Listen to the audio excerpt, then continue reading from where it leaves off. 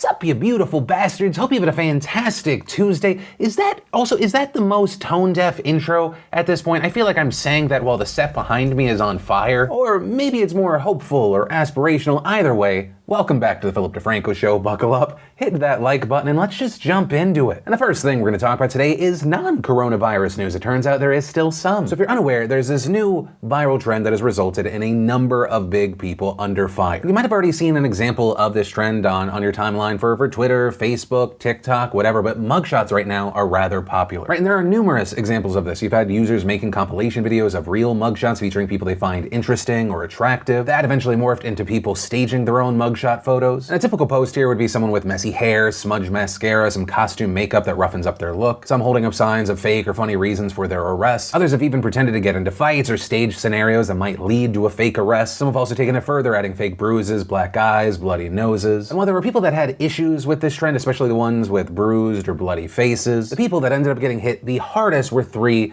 massive influencers. Through the likes of YouTuber James Charles, TikTok creator Avani Gregg, and Vlog Squad member Corinna Kopf. Now this could have also been in part because these creators posted on Instagram and Twitter where some were unaware of the TikTok trend, and so people were confused and surprised. James Charles, for instance, posted his look without a caption, and he was flooded with comments accusing him of triggering domestic violence survivors and glamorizing abuse. And according to Insider, in a since-deleted tweet, James said that he changed his Instagram caption to joke about getting punched, but he changed it back soon after because making that joke wasn't funny. But still, his replies were full of stories from domestic violence survivors who found the look offensive. And in those comments, we saw him defending himself, trying to explain the trend, that it has nothing to do with domestic abuse, writing, what about action movies, Halloween, special effects, simple bloody noses, this is nothing new. Also, now deleted tweets, he also pointed to bloody looks by The Weeknd and Billie Eilish, writing, I haven't seen a single tweet about him glorifying violence or abuse. Can someone please explain how it's any different? I'm really trying to understand. But ultimately, he ended up deleting that post and wrote, despite the fact that hundreds of other influencers and artists have done something similar, I deleted the mugshot trend because it was never my intention to trigger anyone, and it's a waste of time trying to have an open discussion with people who hate me regardless. Thus, Avani Gregg responded to the backlash, apologizing, then going on to explain the storyline for the character she took on in a series of TikTok posts. Corinna also deleting her photos as well, though I haven't seen her release any sort of statement, which honestly makes sense. I mean, oftentimes these days, the best response is no response, and often instead of calming down a situation, it amplifies it and it opens you up for an even bigger hit. And I mean, just look at this situation. The person who has become the face of this controversy and scandal around this trend is James Charles. Like, if you just look at the coverage today, his face is plastered everywhere. And also understand, I'm not blaming him for responding to what's happening, but I think it highlights why others often do not speak. With this story, I did want to pass the question off to you. What are your thoughts on this? Right? Do you think that this trend is stupid? It's offensive? And if you do think that it's offensive, right, is it more the domestic violence angle, or I've seen a lot of people arguing that it's dismissive of mass incarceration? Or are you on the other end of this? Do you think this is completely overblown? You have people seeing this out of context, not understanding the trend, they're just lashing out? Yeah, what are your thoughts on this? Let me know. But from that, I want to share some stuff I love today, and today in Awesome, brought to you by Keeps. If you didn't know, 2 out of 3 guys will experience some form of male pattern baldness by the time that they're 35, right? And if you think about it, we all have that one brother, that uncle, that friend, and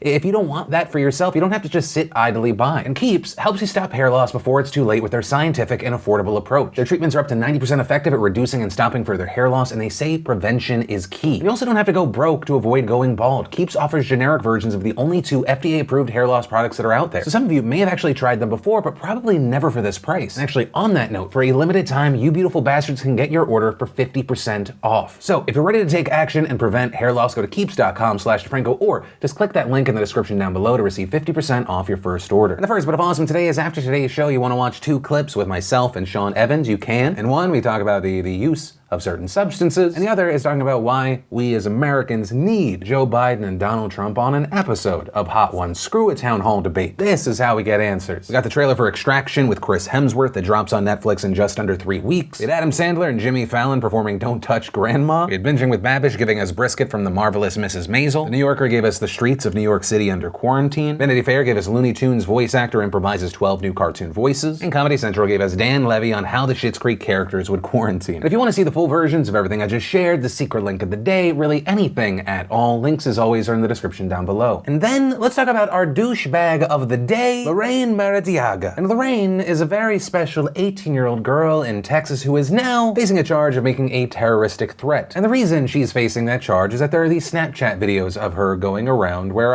it appears to show her going to a drive-through testing site where a nurse is heard telling the person behind the steering wheel that they need to go home while they wait for results. And then later in a number of other videos, we see her in what she claims to be a Walmart. I'm here at Walmart about to infect her because of if I'm going down, I'll going down. Look, my ear ain't even going down. We also see her in her car, coughing on camera. If you want to get the coronavirus, die, call me. And I will meet you up and I'll look all over you. And it's not gonna.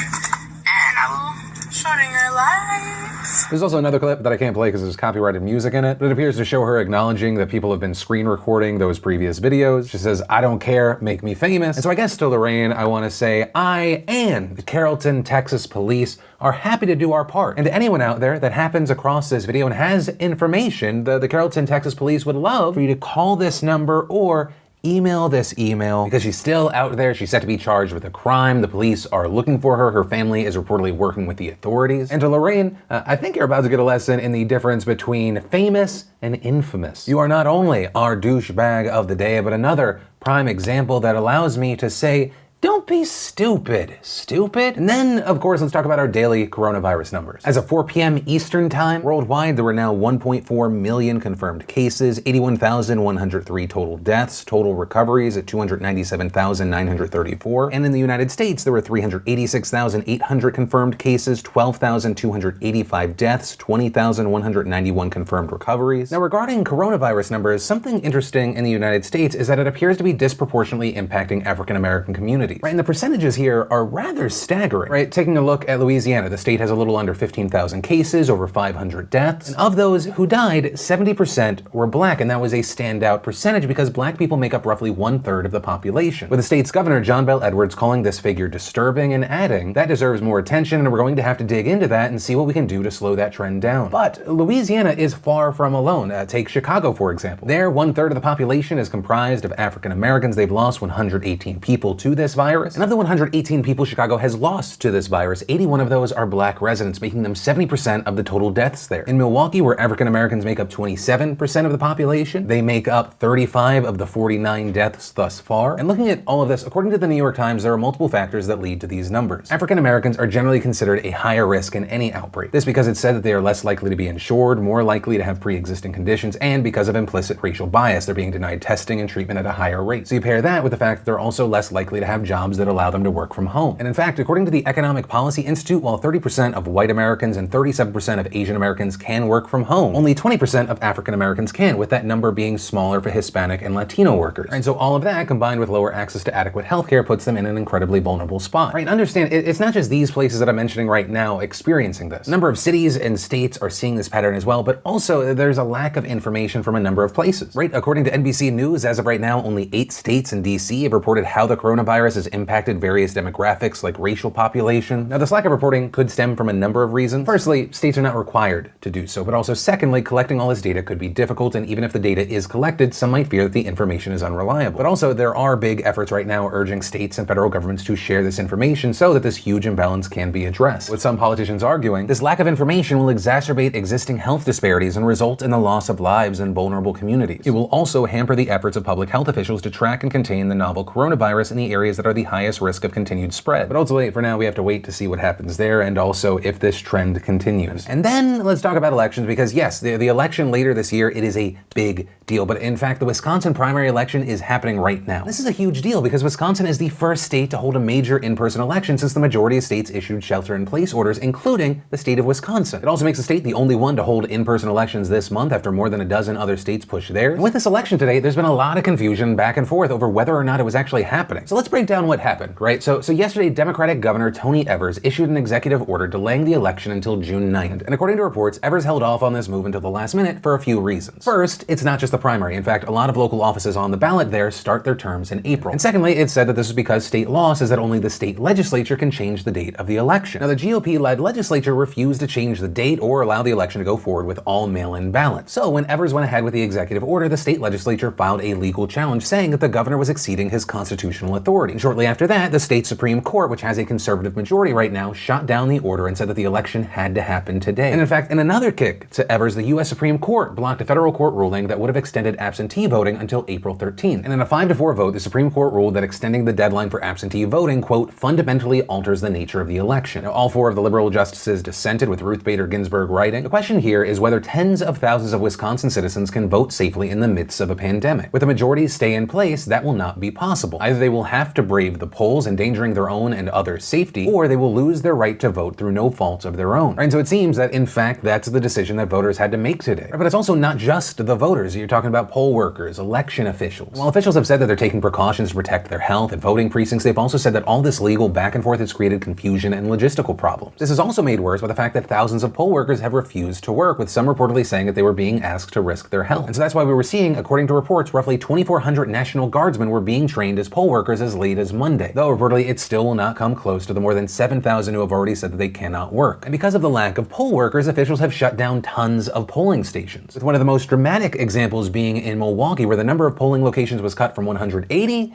to 5. This despite the fact that election workers expect more than 50,000 voters to turn out today, which also means that those who do decide to vote and wait in these super long lines also risk exposing themselves to even more people at each individual location. Right, and regarding that note, we saw a lot of people sharing videos on Twitter of lines wrapping around buildings, spanning whole blocks. While a lot of people did seem to be social distancing, we also saw a lot of people taking to Twitter to criticize this move, with Wisconsin trending on Twitter. And there we saw a lot of users saying that the move was undemocratic or it was voter suppression, some directly accusing the state's Republicans of endangering their people, others condemning the SCOTUS decision. And a lot of those points were echoed by Bernie Sanders, who tweeted, "It's outrageous that the Republican legislative leaders and the conservative majority on the Supreme Court in Wisconsin are willing to risk the health and safety of many thousands of Wisconsin voters tomorrow for their own political gain. Holding this election amid the coronavirus outbreak is dangerous, disregards the guidance of public health experts, and may very well prove deadly. For that reason, our campaign will not be engaged in any traditional get-out-the-vote efforts." Now, Joe Biden, for his part, has not said much since the decision, but on Thursday he took a different stance, telling reporters there's a lot of things that can be done. That's for the Wisconsin courts and folks to decide. With Biden reportedly going on to insist that in-person and mail-in voting could both be done safely. Now, that said, it should be noted that on the other side of this, you also had people applauding the decision, saying that it was a good move. Others seemingly downplaying the move, like one Republican county chair named Jim Miller, who said, "If you can go out and get fast food, you can go vote curbside. It's the same procedure." You also had Trump chiming in this morning, telling people to go out to vote for a conservative Supreme Court justice. And ultimately, that is where we are right now, right? We have to wait and see how this impacts turnout, and unfortunately, if this impacts the spread of the coronavirus. As far as the official results from this election, it doesn't seem that we're going to be getting those later today. And that's because the federal judge that initially allowed absentee ballots to be sent until April 13th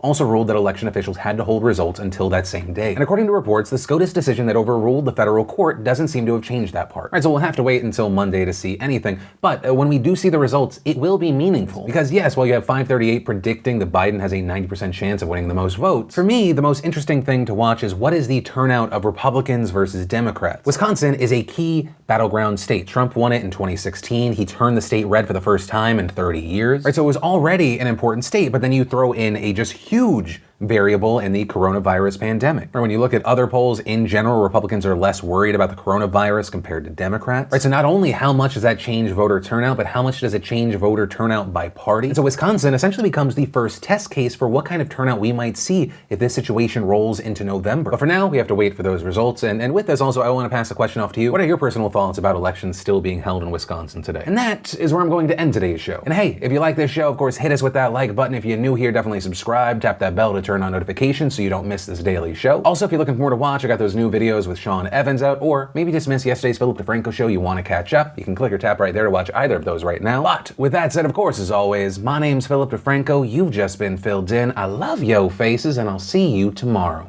I hope you liked this video. Subscribe if you like it.